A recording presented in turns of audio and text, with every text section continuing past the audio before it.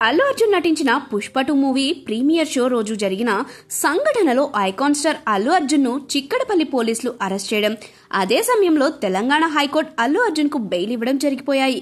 కానీ ఈ కేసులో బిగ్ ట్విస్ట్ చోటు చేసుకుంది. రేవతి మృతి కేసు గురించి అల్లు అర్జున్ కి ముందే తెలుసా అనే విషయంపై సోషల్ మీడియాలో పలు రకాల చర్చలు జరుగుతున్నాయి. అందులో నిజమెంతుందో ఇప్పుడు తెలుసుకుందాం. పుష్ప 2 ప్రీమియర్ షోకు హీరో అల్లు అర్జున్, హీరోయిన్ రష్మికతో పాటు చిత్ర యూనిట్ వస్తున్నట్లు పోలీసుల అనుమతి కోరారు సంధ్య థియేటర్ యాజమాన్యం.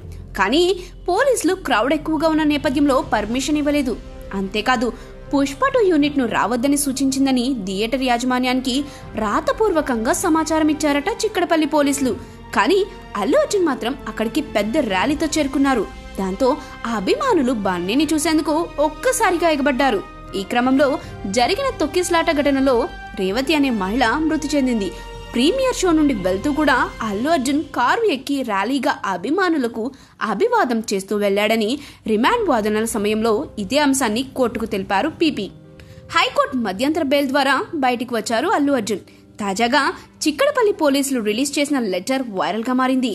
తొక్కిసలాట జరిగి ఒక మహిళ స్పృహ కోల్పోయిందని ఆమెను హాస్పిటల్ కు తీసుకుని వెళ్లారు. కానీ అప్పటికి మృతి చెందిందని వైద్యులు తెలిపారు.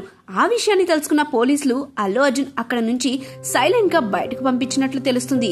ఇక మళ్లీ వెళ్లే సమయంలో కారు ఎక్కి ర్యాలీ ద్వారా అభిమానులకు అభివాదం తెలిపాడు అల్లు అర్జున్. అయితే దీనిపై మరోసారి కోర్టు విచారణ జరుపుతుందని తెలుస్తుంది. ఒకవేళ ఇదే నిజమైతే అల్లు అర్జున్ బెయిల్ క్యాన్సిల్ అయ్యే అవకాశం ఉందని సోషల్ మీడియాలో కామెంట్స్ వినిపిస్తున్నాయి. అయితే ఈ లెటర్ ఎంతవరకు వాస్తవం అనేది బన్నీ ఫ్యాన్స్ వాదన. మరి ఏం జరుగుతుందో చూడాలి.